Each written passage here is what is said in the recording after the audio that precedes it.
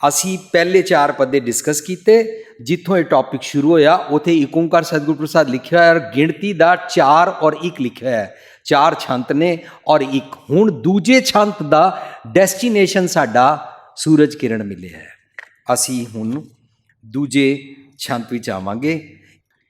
ਚੰਗੇ ਭਾਗ ਬਣੇ, ਚੰਗੇ ਲੱਖਣਾਂ ਵਾਲਾ ਵਰ ਮਨ ਪ੍ਰਾਪਤ ਹੋ ਗਿਆ। ਸਾਧ ਸੰਗਤ ਜੀ, ਮੈਂ ਚੰਗੇ ਵਰ ਦਾ ਨਾਮ ਮਨ ਕਿਉਂ ਰੱਖਿਆ?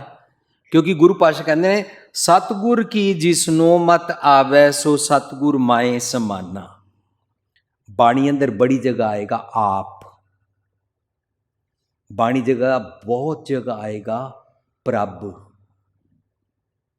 ਬਾਣੀ 'ਚ ਬਹੁਤ ਜਗ੍ਹਾ ਆਏਗਾ ਹਰ। ਉਹ ਤਾਂ ਆਏਗਾ ਜਦੋਂ ਮਨ ਦੀ ਉੱਚੀ ਅਵਸਥਾ ਬਣਦੀ ਹੈ ਔਰ ਮਨ ਰੱਬ ਨਾਲ ਇਕਮਿਕ ਹੋ ਜਾਂਦਾ ਹੈ। ਮਨ ਆਪਣੀ ਹੋਂਦ ਛੱਡ ਦਿੰਦਾ ਹੈ। ਉਹਨੂੰ ਕਹਿੰਦੇ ਨੇ, ਤੂੰ ਤੂੰ ਕਰਤਾ ਤੂੰ ਹੁਆ ਮੁਝ ਮੇ ਰਹਾ ਨਾ ਹੂੰ, ਜਬ ਆਪਾ ਪਰ ਕਾ ਮਿਟ ਗਿਆ ਜਤ ਦੇਖਾ ਤਾਂ ਤੂੰ। ਮਨ ਆਪਣੀ ਹੋਂਦ ਛੱਡ ਦਿੰਦਾ, ਕੀ ਰਹਿ ਜਾਂਦਾ? ਰੱਬ ਹੀ ਰੱਬ ਜੀ ਰਹਿ ਜਾਂਦੇ ਨੇ। ਮਨ ਆਪਣੀ 4 ਦਿਨ ਆਪਣੀ ਤੂਤੀ ਵਜਾ ਕੇ ਚਲਾ ਗਿਆ। ਉਹਨੂੰ ਕਹਿੰਦੇ ਨੇ, ਹੋਣਾ ਮੂਆ ਮੇਰੀ ਮੂੰਹੀ ਬੁਲਾਏ, ਭੈੜੇ ਖਿਆਲ ਚਲੇ ਗਏ, ਛੋੜਾ ਅੱਬੋ ਗਲੀਆਂ। ਸੋ ਚੰਗੇ ਭਾਗਾਂ ਵਾਲੇ ਲਖਣਾ ਵਾਲਾ ਵਰ ਮਨ ਕੰਤ ਪ੍ਰਾਪਤ ਹੋ ਗਿਆ। ਭਾਗ ਸੁਲਖਣਾ ਹਰ ਕੰਤ ਹਮਾਰਾ ਰਾਮ। ਦਿਨ ਰਾਤ ਚੰਗੇ ਗੁਣ ਵਿਜ਼ਡਮ ਦੀ ਧੁਨ ਮਾਨੋ ਰੱਬੀ ਦਰਗਾਹ ਦੇ ਅੰਦਰ ਸਿਫਤ ਸਲਾਹ ਵਾਲੇ ਸੰਗੀਤ ਦੇ ਅੰਦਰ ਸ਼ਾਮਲ ਹੋ ਗਏ। ਉਹ ਧੁਨ ਵੱਜ ਰਹੀ ਹੈ, ਦਿਨ ਰਾਤ ਉਮਾ ਪੈਦਾ ਹੋ ਗਿਆ। ਜਦੋਂ ਦਿਨ ਰਾਤ ਸਾਧ ਸੰਗਤ ਜੀ ਉਮਾ ਰਵੇ ਨਾ, ਫਿਰ ਸੁਖ ਦੁੱਖ ਮਾਨ ਅਪਮਾਨ ਪਹੁੰਚਦੇ ਨਹੀਂ ਨੇ। ਅੰਮ੍ਰਿਤ ਰੂਪੀ ਰੱਬੀ ਗੁਣਾ ਦੀ ਰਿੱਧੀ ਸਿੱਧੀ ਪ੍ਰਾਪਤ ਹੋ ਜਾਂਦੀ ਹੈ। ਗੁਰਮਤਿ 'ਚ ਰਿੱਧੀਆਂ ਸਿੱਧੀਆਂ ਪ੍ਰਾਪਤ ਕਰਕੇ ਦੁਨਿਆਵੀ ਪਦਾਰਥ ਸੋ ਕਾਲਡ ਰਿੱਧੀ ਸਿੱਧੀ ਸੁਪਰਸਟੀਸ਼ੀਅਸ ਬਿਲੀਫ ਦੀ ਰਿੱਧੀ ਸਿੱਧੀ ਪ੍ਰਾਪਤੀ ਦਾ ਕੋਈ ਗੁਰਮਤਿ 'ਚ ਕੌਨਸੈਪਟ ਨਹੀਂ ਹੈ। ਗੁਰਮਤਿ ਕਹਿੰਦੀ ਹੈ ਆਪਣੇ ਅੰਗਾਂ ਨੂੰ ਕਾਬੂ ਕਰਨਾ, ਆਪਣੇ ਸੁਭਾਅ ਨੂੰ ਕਾਬੂ ਕਰਨਾ, ਇਹ ਰਿੱਧੀ ਸਿੱਧੀ ਹੈ। ਚੰਗੇ ਗੁਣਾਂ ਦਾ ਜੀਵਨ ਬਣਾਉਣਾ, ਮਾਨੋ ਪ੍ਰਾਣਾ ਦਾ ਆਧਾਰ ਮਿਲ ਗਿਆ ਪਵਨ ਗੁਰੂ। ਸੋ ਪਹਿਲੇ ਛੰਤ 'ਚ ਸਾਰੇ ਇੰਦਰੇ ਗਿਆਨੇਂਦਰੇ ਰਲ ਕੇ ਕਹਿ ਰਹੇ ਨੇ। ਦੂਸਰੇ ਛੰਤ 'ਚ ਆਲ ਔਰਗਨਸ ਨਾਲ ਗੁਣ ਗਾਉਂਦੇ ਨੇ। ਮਨ ਨੂੰ ਰਾਵਣਾ, ਮਨ ਦਾ ਪ੍ਰੇਮ ਪੈਦਾ ਹੋ ਗਿਆ। ਅੰਦਰੋਂ ਚੰਗੇ ਗੁਣਾਂ ਦੀ ਹੀ ਆਵਾਜ਼ ਆਣੀ ਸ਼ੁਰੂ ਹੋ ਗਈ। ਸਾਧ ਸੰਗਤ ਜੀ, ਜੀਵਨ ਉੱਚਾ ਹੋ ਰਿਹਾ ਹੈ, ਜੀਵਨ ਦਾ ਮਿਆਰ ਉੱਚਾ ਹੋ ਰਿਹਾ ਹੈ। ਇਸ ਸ਼ਬਦ ਵਿੱਚ ਜਿਹੜੀ ਪਿਛਲੇ ਪਦੇ ਤੋਂ ਅਵਸਥਾ ਦੱਸੀ ਹੈ, ਵਰਸਿਸ ਸਾਡਾ ਡੇ ਬਾਈ ਡੇ ਜੀਵਨ ਮਿਆਰ ਡਿੱਗਦਾ ਜਾ ਰਿਹਾ ਹੈ। ਅਸੀਂ ਪੈਸੇ ਕਰਕੇ ਅਮੀਰ ਹੋਈ ਜਾ ਰਿਹਾ, ਜੀਵਨ ਮਿਆਰ ਡਿੱਗਦਾ ਜਾ ਰਿਹਾ ਹੈ। ਅਸੀਂ ਪੈਸੇ ਕਰਕੇ ਇੱਕ ਘਰ ਅੰਦਰ 2-2 3-3 ਫਰਿੱਜ ਹੋ ਗਏ ਨੇ। ਅਸੀਂ ਭੁੱਖੇ ਨੰਗੇ ਮੀਨ ਮਾਈਜ਼ਰ ਹੋਈ ਜਾ ਰਿਹਾ ਡੇ ਬਾਈ ਡੇ। ਅੱਜ ਦੇ ਸ਼ਬਦ ਵਿੱਚ ਗੁਰੂ ਪਾਤਸ਼ਾਹ ਸਿਖਾ ਰਹੇ ਨੇ ਚੜ੍ਹਤ ਕਿਸ ਤਰ੍ਹਾਂ ਬਣਦੀ ਹੈ। ਮਨ ਅੰਦਰ ਉਮਾ ਪੈਦਾ ਹੋਇਆ। ਮਨ ਨੂੰ ਨਾ ਪਲ ਪਲ ਆਤਮਕ ਮੌਤ ਦੇ ਬਦਲੇ ਨਾ ਇਟਰਨਲ ਗੋਡ ਚਾਹੀਦਾ ਹੈ। ਮੇਰਾ ਮਨ ਆਤਮਕ ਮੌਤ ਮਰਦਾ ਪਲ ਪਲ। कबू जीड़ा ऊप चढ़त है, कबू जाए प्याले लोभी जीड़ा थिर ना रहता, चारे कुंडा पाले। मनु बैलेंस्ड मन चाहिए, मनु संतुलन चाहिए। मैं थिड़कना नहीं चाहता, मैं निक्की निक्की गल नूं टॉलरेट नहीं करता। हाँ, मनु टॉलरेशन दिओ, मनु सबर संतोख दिओ। मेरे तो मैं इन्नी करोड़ां दी कार च बैठा हुंदा, कोई रिक्शा टांगा टेढ़ा चला के चला जाए, मैं अपना संतुलन गवा बैठदा हाँ। कोई मैनू जरा जिहा टॉन्ट कर दे, मैं अपना संतुलन गवा बैठदा हाँ। कोई मेरी जात नूं जरा जिहा उंगल कर दे, मैं संतुलन गवा बैठदा हाँ। पिछे एक बंदे दे पुत्र ने साडे सामने आके कार खड़ी की और आके कहंदा है अपने 4-5 फ्रेंड्स नूं कहंदा है, देखो ये मेरी कार। उन्हां सारे ने क्या, कम से कम 12 लाख की तो होगी। वो तो सड़ बल गया, कहंदा लै 25 लाख दी दे के आया, कहंदे 12 लाख दी। मीनस साडे स्टेटस नूं जरा जिहा कोई भी कुछ भी उंगल करे, असीं एकदम बैलेंस लूज कर जाते हैं। साडा सबर संतोख नहीं है। सबर संतोख नम्रता दे नाल चंगे गुण कमाने, आचरण उच्चा होना शुरू होता है और उच्चा होंदा जांदा है। जो इंसान चंगे गुणां नूं रैलिश करदा है, उसनूं होर चंगे गुण प्राप्त होंदे। नानक निर्गुण गुण करे, गुणवंतियां गुण दे। लेकिन जेड़ा कहे ओ जी ईमानदारी की कमाई होनी चाहिए है, अपनी कमाई खाओ और किसी का धोखा ना करो, बस यही तो 2-3 बातें। धर्म की क्या जरूरत है, गुरुद्वारे जाने की जरूरत है, मस्जिद जाने की जरूरत है, अमृत छकने की। लोग इंज गल्लां करते हैं। मैं उन्होंने पूछता जे 2-3 गल्लां कर रहे हो तो भी प्रैक्टिकल हो के नहीं, लेकिन ਜਿਹੜੀਆਂ 2-3 गल्लां कर रहे हो कित्थों लियाए हो? जे 4 हो जाएगियां तो नुकसान हो जाएगा, जे 5 हो जाएगियां। But wherever you think कि मैनू सब कुछ पता लग गया, उस वे स्टैगनेंट बदबू आनी शुरू होती है, जीवन मोनोटनस हो जाता है, मनुख चंगे गुण लै नहीं पाता है, रुक जाता है। सवेरे गुरुद्वारे जाना चाहिए, मैं उठता ही हाँ, गुरुद्वारे जाता ही हाँ। मैनू केस रखने चाहिए, मैं रखे ही हुए ने। नितनेम करना चाहिए, मैं करता ही हाँ। गुरुद्वारे जाके कुछ सुनना चाहिए, मैं सुन के मत्था टेक के आ जाता। हुण अगे मैं की सीखा? जे भुलेखा पै जाए ना कि मैं तो प्रवान है ही हाँ, फिर मनुख बाणी नहीं खोजदा, फिर मनुख नूं भुलेखा पै जांदा। मन जाने सब बात, जानती अवगुण करे, काहे की कुशलात आत दी भूए भरे। कदे भी भुलेखा ना खाना, मेरे को 4 चंगे गुण हैं। हंकार आ जाएगा, हौम आ जाएगी। चंगे गुणां नूं नम्रता नाल रलिश करना और सतगुर अगे होर जाचना करना, इस तरह साडा घर सुंदर बनता जाता है। मन नूं चंगे गुण रावने आ जाते हैं, प्रेम पै जाता है। अनहद धुन मीनस लगातार सच की सुमत प्राप्त होती रहती है, अमर पदवी वाल एंटर करते जाते हैं। तीजे पदे च कहते हैं विस्माद आना शुरू हो गया। जो जो चंगे गुणां नूं रैलिश करके जियो, विस्माद आना शुरू हो जाता है। पदे तीजे च कहते हैं बिस्मन बिसम भई पेख गुण अविनाशी राम। असी तो सुनिया सी रब दे चंगे गुण होंदे ने, हुण मेरे मन नूं भी प्राप्त हो गए ने। सुरत मत बुद्ध सारे इंद्रे ज्ञानिंद्रे रल के, जिन्हां नूं बाणी च सखीओ सहेलड़ियो कहते हैं, सत्संगना कहते हैं, आवो भैणे गल मिले अंक सहेलड़ियां कहते हैं, सखी आओ सखी वस आओ सखी कहते हैं। वो सारे आनंद माणते पे ने। कर गए पूजा गही कट जम की फांसी राम। सच दा लड़ फड़ लिया, वाइसिस दी जमा दी फांसी पई हुई सी। कदों पैंदी है? जदों चंगे गुणां दा साथ छड्ड दिंदे आ। ओनू की कहते ने, बल छुट के ओ बंधन पर है, कछु ना हो तु पाए। लेकिन जे चंगे गुणा दा सतगुर दी मत दा बल लै लवो, ओनू कहते बल हुआ बंधन छुटे, सब कुछ हो तु पाए। Now there is 100% possibility that you can have oneness with God. और दुनिया का हर मनुख इसनूं प्राप्त कर सकता है। सिर्फ 100 कार्ड जिहड़ा प्रचलित किया होया ब्रह्म ज्ञानी है, उसके बारे नहीं गल चल रही। दुनिया का हर मनुख, सबना सौरे वंजना, सब मुकलावनहार, सारे रब जी नूं प्राप्त कर सकते हैं। सारे रब जी नाल इकमिक हो सकते हैं, क्योंकि सारे कुदरत के सब बंदे ने। अवल अल्लाह नूर पाए कुदरत के सब बंदे। बुरा भला को किसी को कहिए सगले जी तुम्हारे। हर इंसान नूं पूरा हक है वो सतगुर दी मत लैके, चंगे गुण लैके रब जी नाल इकमिकता दा जीवन, आनंद, विस्माद, एक्सटैसी, वननेस विद गॉड नूं माण सकता है। जदों असीं माणदे हैं ना साध संगत जी, तां पता की हुंदा है? अंदर दी जोत प्रगट हो जाती है। ਉਹਨੂੰ ਕਹਿੰਦੇ ਨੇ ਸਭ ਮੈਂ ਜੋਤ, ਜੋਤ ਸੋਏ ਤਿਸਦੇ ਚਾਨਣ, सब में चानण होए। हर किसी के अंदर जोत है। सब में जोत, जोत सोए।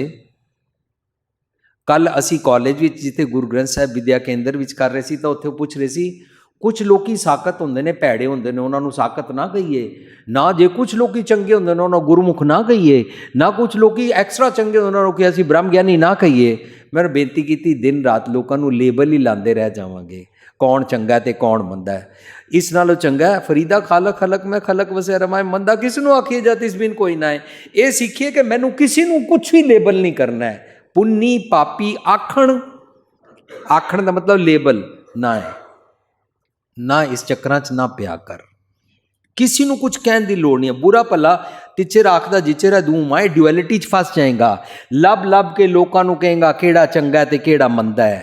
तू गेम गलत ही फस जाएगा। इस नालों चंगा ये चारों पासे अपनी अखां बंद कर, अपना जीवन उच्चियां करन वाल देख। जदों अपना जीवन उच्चियां करन वाल अंदर छाती मारदे आ ना, अंदर रब जी वसदे ने, रब जी दी जोत वसदी है। तीजे चानण सब मैं चानण होए। किवें प्राप्त होंदी है जोत? गुर साखी। साखी का मतलब स्टोरी नहीं होंदा, साखी मतलब सिक्ख्या, गुरु की सिक्ख्या नाल गुर साखी जोत प्रगट होए। गुरु की सिक्ख्या सुनिए ना तो जोत प्रगट होती है। गुरसाखी जोत प्रगट होए, ज्योतिष पावे सो आरती होए। उस वेले असी आरती मीनस निरभाव हो जाते हैं और सारा शरीर रब्बी गुणा नाल जीण लग पैंदा है। कैसी आरती होए? भाव खंड ना तेरी आरती, फियर गोज ऑफ। अंदर सूरज प्रकाशित हो जाता है। सूरज प्रकाशित होने दे नाल साध संगत जी की होंदा है? मैं एक एग्जाम्पल बनाई सी, जेकर असी अपने घर के ड्राइंग रूम के अंदर इस पासे सोफा डाया होया है, सोफे के इस किनारे ते एक छोटा जिहा टेबल रखा होया है, सोफे के दूजे पासे एक असी सैटी डाई हुई है, विचकार इत्थे असी एक सेंट्रल टेबल डाया होया है। सेंट्रल टेबल के उत्ते ग्लास रखा है, ग्लास दियाँ 4-5 चुंझां निकलियां हुई हैं, जे गोडे नूं लग जाण तां चुभ सकता है। इस पासे एक होर टेबल रखे होते असीं क्रिस्टल रखे हुए ने, इस पासे फूलदान रखे होया है। इस तरीके नाल असीं अपना ना सारा ड्राइंग रूम बड़ा जबरदस्त सजाया होया है। सानू जिथों जिथों लंघ के जाना है वो सब जगह ना ठुड्डे लगते ने। पता कदों? जदों बत्ती चली गई, नेरा हो गया, पता ही नहीं लग रहा मैं कित्थों लंघ के जावां। साध संगत जी, ठुड्डा एक भी ना लगे, ठोकर एक भी ना लगे, जेकर बत्ती जग पवे मैनू रस्ता मिल जाता है। इत्थों बच के लंघ, फिर इत्थों बच के लंघ, फिर इत्थों बच के लंघ। मीनस जिन्हां जिन्हां चीज़ां दे नाल ठोकर लगनी है उन्हां ते लाइट पै गई,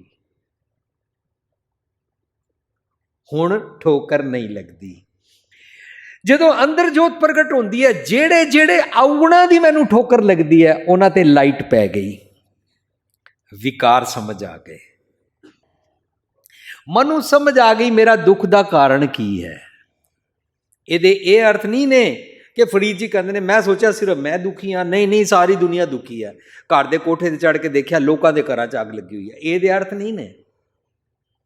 खैर मैं लोग किसी को कंडैम नहीं कर सकता। मैनू समझ आया फरीद जी बड़ी उच्ची अवस्था की गल कर रहे हैं। मैं जान लिया मेरे दुख का कारण कि दुख मुझको दुख सबाया जग, जग होंदा मेरा सोचने का ढंग, मेरा सारा शरीर उहदे मुताबक सड़ रहा, दुखी है क्यों? उच्चा चढ़ के देखा, जब मैं उच्ची अवस्था अपने तो उपर होके उच्चे की मत लैके मैं देखा ना, तो घर घर यह अग लग, मेरे एक एक अंग नूं अग लगी हुई सी। मेरी अखां नूं अग लगी हुई है, कन्नां नूं अग लगी, जीभ नूं अग लगी हुई है, मेरे घर घर यह अग मनु समझ आ गई। I found the source, I found the root cause of the दुख, मनु पता लग गया। कदों पता लगा? जदों उच्चे दी मत लई। कदों पता लगा? जदों मैं अपने वैस्टिड इंटरस्ट तो उपर होया। सो जदों प्रकाश अंदर होंदा, दुरमत गोज ऑफ, भैड़े ख्यालों के बारे समझ आनी शुरू हो जाती है, मत निर्मल हो जाती है। बिनवंत नानक भई निर्मल प्रभ मिले अबनाशी। भई मीनस फैमिनिन जेंडर च, मत निर्मल हो गई। मत कदों निर्मल हुई? जदों मन निर्मल हो गया। मन निर्मल हो जाए, मन नीवा हो जाए, सूरत मत बुद्ध उच्ची हो जाती है, सारा कुछ निर्मल हो गया। अवस्था वापर गई, सूरज किरण मिले। सूरज ज्ञान दे भंडार चों, प्रचंड ज्ञान दी अग्नि चों एक किरण निकल के आई। उत्थे ग्रामर पता कि सूरज दे जज्जे नूं औंकड़ नहीं है, लेकिन किरण दे राणे नूं सिहारी है। सूरज किरण एक लफज है। सूरज दे विचों निकली हुई किरण मेरे पत्थर दिल उत्ते पई, मेरी कठोरता उत्ते पई। साध संगत जी, कठोरता दी निशानियां की ने? कठोरता दी निशानी तुसी देखना, ਜੇ ਪ੍ਰਬੰਧਕ ਕਠੋਰ ਹੋ ਜਾਣ ਨਾ, ਤੁਸੀਂ ਅਸੀਂ ਤੇ ਆ ਕੇ ਕਹਾਂਗੇ ਭਾਈ ਸਾਹਿਬ ਜੀ, ਸੇਵਾਦਾਰ ਜੀ, ਗ੍ਰੰਥੀ ਜੀ। ਪ੍ਰਬੰਧਕ ਆ ਕੇ ਪਤਾ ਹੀ ਕਹਿਣਗੇ, ਓਏ ਭਾਈ ਓਏ ਉਰੇ ਆਈ। ਕਠੋਰ ਹੋ ਗਏ ਨਾ, ਕਿਉਂਕਿ ਮਨ ਅੰਦਰ ਇਹ ਫੀਲ ਹੋ ਗਈ ਅਸੀਂ ਪ੍ਰਬੰਧਕ ਆ, ਤੁਸੀਂ ਐਮਪਲਾਈ ਹੋ। ਜੋ ਇਨਸਾਨ ਨੂੰ ਇਹ ਫੀਲ ਆ ਜਾਏ ਨਾ, ਮੈਂ ਉੱਚੀ ਪਦਵੀ ਤੇ ਆ ਔਰ ਤੂੰ ਨੀਵੀਂ ਪਦਵੀ ਤੇ ਆ, ਉਹਦਾ ਉੱਚੇ ਦਾ ਨੀਵੇਂ ਨੂੰ ਭੈੜੇ ਬੋਲ ਸ਼ੁਰੂ ਹੋ ਜਾਂਦੇ ਨੇ। And we dominate others.